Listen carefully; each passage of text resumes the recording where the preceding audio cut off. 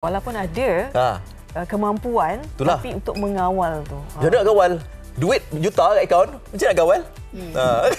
Macam mana? Oh, itu kita kongsikan bersama dengan pasangan suami isteri ini, Muhammad Faris Abdul Salim dan juga Nur Afisha Abidin. Jadi, satu soalannya adalah bagaimana bermulanya macam rasa lebih baik bersederhana daripada, sebab kalian sebenarnya berkemampuan lebih daripada itu. Kan?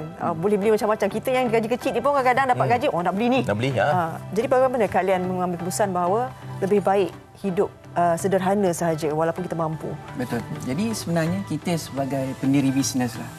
Kita, matlamat kita yang pertama je lah. Macam mana kita nak mengawal segalanya dalam bentuk, of course lah, aliran yang tidak tersasar jauh. Right? Jadi kita memilih keadaan bersederhana tu sebab matlamat kita jelas. Jadi kita nak mengembangkan bahasa kalau kata perniagaan tu, of course dia akan relate kepada lifestyle kita. Itu yang paling penting. Jadi kita ni dah ada keluarga. Jadi keutamaan saya tu saya memilih kepada mengawal daripada segi pembaziran yang tidak ke mana. Jadi yang pertamanya memang kita lebih bersifat menaikkan pendidikan anak-anak, itu yang paling utama. Jadi kita tak memilih kemewahan tu. Jadi itu saya rasa itu yang kita pilih. Yang pertama, jadi kebahagiaan anak tu saya rasa lebih penting sebenarnya. Ya, poin kat sini adalah untuk kebahagiaan anak-anak begitu penting sekali. Macam Puan Afisha sendiri, pernah ke yalah suatu ketika dahulu kata orang tu ianya merupakan pilihan nak hidup secara minimalis ataupun bersederhana ni. Pernah tak dulu macam cuba untuk hidup dalam keadaan penuh dikelilingi dengan kekayaan, tetapi waktu ketika itu mungkin rasa macam tak seronok sebenarnya kita hidup macam ni, nak kena sederhana juga, ngam dengan jiwa kita. Pernah tak ada dalam situasi itu? Asalnya pernah juga kita ada situasi macam tu, tapi cumanya kita ni tiba-tiba ada rasa macam bersyukur. Bersyukur kita tu lebih daripada apa yang kita nak. Kita, kenapa aku perlu dapatkan yang ini? Padahal benda ni sama je, cumanya ada kualiti berbeza sikit. Padahal dia sudah mencukupi. Mencukupi untuk kita. Untuk kita, untuk keluarga kita. Kenapa kita nak berlebih-lebih? So daripada situ kita rasa kita berfikiran rasa macam lebih baik kita minimalis, bersederhana dan kita berlapang dada apa yang kita ada. So kita tak adalah meminta-minta lebih daripada itu. Baik. Okey, saya suka di sini sebab kalian latar belakang ialah usahawan dan punya perniagaan yang bagus, pendapatan yang bagus, yang jauh sebenarnya boleh berkemampuan lah, senang cakap. Tapi kalian memilih untuk menimblis. Ada orang bahawa bila berniaga dia perlu tunjukkan apa yang diorang mampu sebagai satu platform macam kalau join perniagaan ini akan jadi begini. Kan, bagaimana kalian memilih bahawa itu bukanlah jalan yang terbaik? Mungkin macam mana? Sebab ini antara mengawal nafsu kita, mengawal banyak benda. So sebenarnya kalau kita faham dalam kaedah yang sebenarnya, alright, kita memang memilih untuk tetapkan dulu kita punya matlamat tu yang paling penting lah, alright. Jadi persoalannya dekat sini, kita merasakan kalau kata dia sekadang tu mungkinlah emosi kehendak dan keinginan. It's okay sebenarnya. The word dia bagi kita boleh reward ourselves sebenarnya. Kalau kata kita boleh reward ourselves ni, kita why not? Itu pertamanya. Tapi kalau kata kita memilih untuk contohlah kemewahan, sebenarnya kalau kata kita pilih jam. Dan apa kaedah sebenarnya kita nak melihat kepada waktu. Jadi saya tidak kata kita tersasar daripada kemewahan melampau, sebab kita boleh reward ourselves sebab setiap yang kita reward tu because of kita nak appreciate pencapaian kita. Jadi pada saya memilih dalam keadaan tu sebabnya kita tidaklah rasakan ia satu keperluan yang mendesak dan tak ada menjadi push factor untuk kita nak kejar, tapi kita kejar berdasarkan pencapaian yang rasional. Mungkin ada macam ni turning point macam yang membuatkan macam inilah kehidupan kita. Turning point. Alright. So turning point betul saya sangat cakna dalam keadaan yang berlaku 2 tahun lepas waktu pandemik. Itu memang kita kalau seorang yang pendiri bisnes, dia memang ada up and down. Jadi dekat situ saya betul-betul terasa sangat dipanggil buat dia sunyi sepi.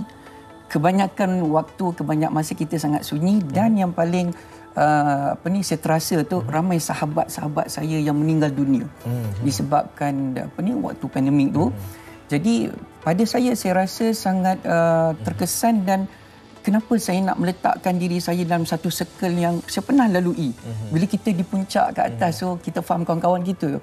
Tapi bila saya fikirkan, saya sains suci, dulu saya seorang yang sangat aktif bersukan. Saya tak dapat melakukan bila saya ada di puncak tu. Tak ada masa. Saya nak kejar masa yang saya rasa kita tak dapat nak grab that point of time. Jadi turning point yang berlaku tu, dan waktu pandemik juga, memang dulu anak-anak kami sekolah di sekolah yang swasta. Jadi waktu nak bonding dengan diorang pun tak. Jadi bila waktu pandemik tu saya sangat terkesan sebab masing-masing duduk dalam bilik memegang handphone dan Zoom, saya rasa sangat jauh. Betul. Jadi itu menyebabkan saya rasa sangat terasa dan I have to change myself. Kita kena berbalik kepada asal yang dulu tu. Allah dah bagi ruang yang sangat banyak pada kami, dan kenapa kita tak get back balik, sebab yang akhirnya saya rasa kami perlu menjadi yang dulu, yang sebelum tu, dan itulah yang kami pilih untuk minimalis. Itu perlukan kekuatan juga tu. Betul, perlukan kekuatan, dan itulah turning point. Saya teringatlah apabila Cik Faris bercakap tentang perkara itu, saya teringat ada drama Melayu yang memaparkan duduk je satu rumah besar, rumah banglo. Anak ramai duduk dalam tu, tapi jumpa pun tak sebab sibuk mencari kekayaan. Kan? Jadi itu turning point yang harus kita bawakan pada hari ini. Baik, kita bukan saja perbincangan kita pada hari ini bersama dengan dua orang usahawan yang berjaya ini. Kita juga bersama dengan tetamu jemputan kita, Profesor Madya Dr. Baharom Abdul Hamid, Pengarah Pusat Penyelidikan Antarabangsa Pendidikan Kewangan Islam yang berada di talian sekarang ni.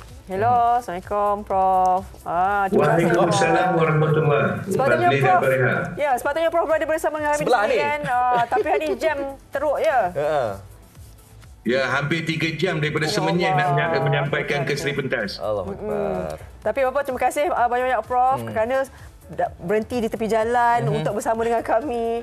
Okey, kita bercakap berkenaan dengan hidup dengan sederhana, minimalis kan. Mungkin Prof sendiri ada pandangannya bila mendengar kisah Faris dan juga isteri kan, ada turning point tertentu yang memilih untuk mereka mampu, tapi lebih sederhana itu lebih tenang, lebih bahagia sebenarnya. Terima kasih Fariha. Yang pertama kali saya ingin mengucapkan tahniah kepada pasangan ini, Faris dan isteri, kerana berjaya sebagai usahawan dan masih mengekalkan kehidupan minimalis. Kita harus membezakan di antara minimalis dan kedekut. Minimalis membawa erti berbelanja secara berhemat. Okey. Minimalis berarti mereka bersedia untuk apa saja kemungkinan. Kadang-kadang apabila seseorang itu berbelanja dengan mewah, sebagai contoh, memilih untuk berkenderaan mewah ratusan ribu hingga mencecah jutaan. Jika berbelanja rumah banglo yang bernilai jutaan ringgit, apabila berlakunya kesan externality seperti pandemik yang memberi kesan kepada perniagaan mereka, maka mereka ini akan tertekan, terjerat dengan hutang yang terpaksa dibayar.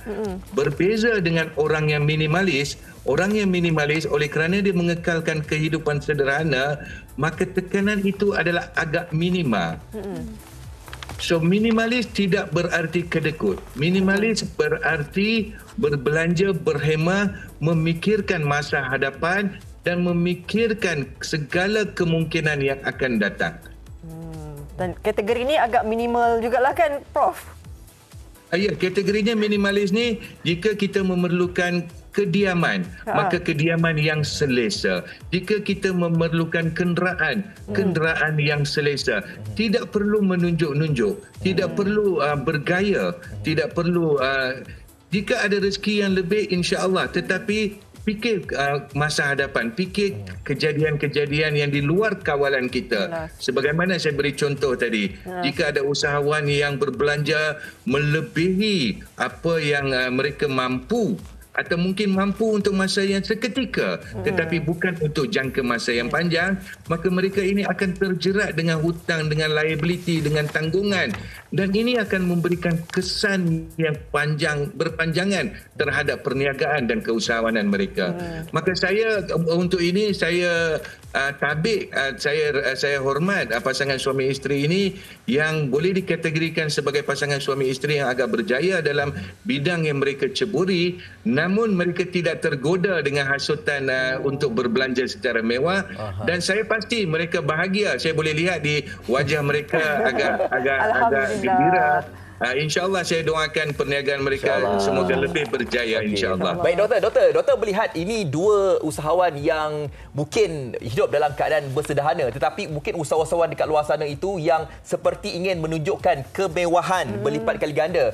Faria pun ada menyentuh tadi, lagi banyak kita tunjukkan kekayaan kita, lagi banyak orang ingin mencontohi kita. Contoh kalau mereka jual satu produk tu, aku pun nak berjaya macam tu. Jadi apa pandangan doktor tentang perkara ini supaya mereka ni pun macam tak tergoda lah kan untuk menunjukkan kekayaan mereka ini dan mereka tidak hidup secara bersederhana ini, doktor? Nasihat saya kepada mereka yang lain yang berjaya di luar sana atau ingin berjaya, ingatlah perjalanan hidup ini agak panjang dan ada kalanya kejadian-kejadian yang berlaku adalah di luar kawalan kita. Seperti mana saya kata, apa yang berlaku ketika pandemik COVID-19, lockdown dan sebagainya. Ini adalah perkara-perkara di luar kawalan kita. Senantiasa beringat berbelanja secara berhemah. Ingat, apa yang kita nak capai dalam kehidupan kita adalah penghidupan lestari. Penghidupan lestari bermaksud penghidupan yang selesa dan sempurna pada jangka masa yang panjang. Bukannya untuk bermewah menunjuk pada jangka masa yang pendek, tetapi kemudiannya dibelenggu oleh perkara-perkara seperti bankrupt, perkara-perkara seperti dijerat hutang dan sebagainya. InsyaAllah minimalis juga adalah sesuatu yang baik, sesuatu yang terhormat, sesuatu yang berhemah. Yang penting adalah kebahagiaan, bukannya sesuatu yang fake. Sesuatu yang fake macam saya kata, apabila kita bergaya dengan kereta berjutaan ringgit, rumah banglo, tetapi kita dibelenggu hutang. Itu adalah sesuatu yang fake. Kita ingin kebahagiaan sejati. InsyaAllah. Terima kasih banyak-banyak Prof di atas perkongsian. Prof, kalau tak sambung perjalanan baik-baik, hati-hati ya. Kami doakan moga selamat semuanya. Okey, baik, terima kasih. Assalamualaikum. Terima kasih Fadli, Fariha dan juga selamat berjaya untuk Faris dan isteri. InsyaAllah. Itu dia Prof. Assalamualaikum. Waalaikumsalam. Semakin berjaya nanti. Dr. Baharul Abdul Hamid, pengarah Pusat Pendidikan Antarabangsa Pendidikan Kewangan Islam. Baik. Tadi Prof dah cakap, maknanya ini selut. Saya tadi pagi dah selut. Ini satu lagi selut daripada Prof. Kan, sebab bukannya mudah untuk menjadi kalian. Pernah tak kalian melalui satu fasa, saya nak tanya Puan, konflik diri macam kita ada demand dalam hati tau. Macam kan? Pernah nak tak? ke tak nak nak ke tak nak betul. Kita perempuan, kita macam-macam kita nak ni. Bila perempuan ni kan nafsu dia lebih sikit kan. Bila kita nak satu handbag tu bukan satu je, kita nak merah, biru, hijau. Betul tak? So tapi bila mungkin faktor usia ke, mungkin apa yang kita dah family dah besar ke, kita punya nafsu tu dah tak ke situ. Kalau handbag mungkin satu cukup. Kalau kasut mungkin dua cukup. Mungkin macam itulah, ikut, tak adalah macam lebih kepada nak penuhkan satu rak kasut tu, tak ada pula. Faham tak? So perasaan macam tu lama-lama dia terbentuk sendiri bila kita dah biasa dengan kehidupan kita macam tu. Anak-anak pun macam tu. Kami ni bisnes taklah semestinya naik je, ada juga yang turun kan. Bila pada permulaan kami bisnes tu taklah terus spike macam tu. Tapi pada permulaan tu kita dah biasakan anak-anak tak meminta-minta, apa yang ada je terima. So daripada situ lifestyle kita maintain. Walaupun kita mampu lebih sikit pun, kita still maintain dan benda tu tak dibesar-besarkan lah. Macam anak-anak faham. Ya, kan. Anak-anak pun makin lama makin membesar kan. Okey, Cik Faris, mungkin boleh ambil kesempatan ni. Kita bertuah sebenarnya bersama dengan Cik Faris ni, usahawan berjaya. Mungkin boleh memberikan kami tips lah.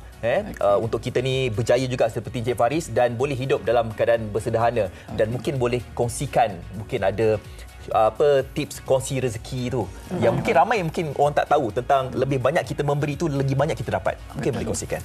Apa yang saya boleh simpulkanlah sebenarnya, dia kena dalam niat kita tu, dia kena redha. Dia yang once kalau maksudnya kita dah redha dengan apa yang Allah bagi, ada kalanya yang terbaik untuk kita, tapi mungkin lebih baik daripada orang lain. Jadi saya selalu pegang sebenarnya tu, the more you give, the more you get back. Itu memang satu keyakinan sebagai pendiri bisnes sangat kena ada satu hati lah. Maksudnya dekat sini, hati tu nak kena jaga juga. Ada kala kita tersasar. Mungkin mulut cakap lain, tapi hati tu cakap lain. Jadi yang paling penting saya kata kita kena redha. Yang paling penting tu kita kena bersyukur. Apa yang Allah nak bagi tu, itulah yang terbaik pada waktu sekarang ni. Tapi mungkin akan lebih baik. Jadi kita kena lapang dada. Betul. Satu lagi mungkin saya boleh tambah, kalau misal kata kita tidak dapat sesuatu itu bukan rezeki kita. Mungkin rezeki orang yang lebih dapatlah kan. Allah lebih mengetahuinya. Baik, terima kasih di atas perkongsian ini Encik Muhammad Faris Abdul Salim dan juga Puan Nur Afishah Abidin. Terima kasih. Sedikit sebanyak juga menjadi iktibar milik perbuatan. Kan kita fikir macam mana macam nak mengawal kita, hati kita ni kadang-kadang jahat tau. Betul. Kalau anda kita nak fikir betul-betul tu. Ya, kalau tengok orang kaya, kalau mereka hidup dalam keadaan sederhana, jangan cakap kedekut. Tak, mereka memilih untuk hidup macam tu. Jangka panjang, memikir masa hadapan yang panjang.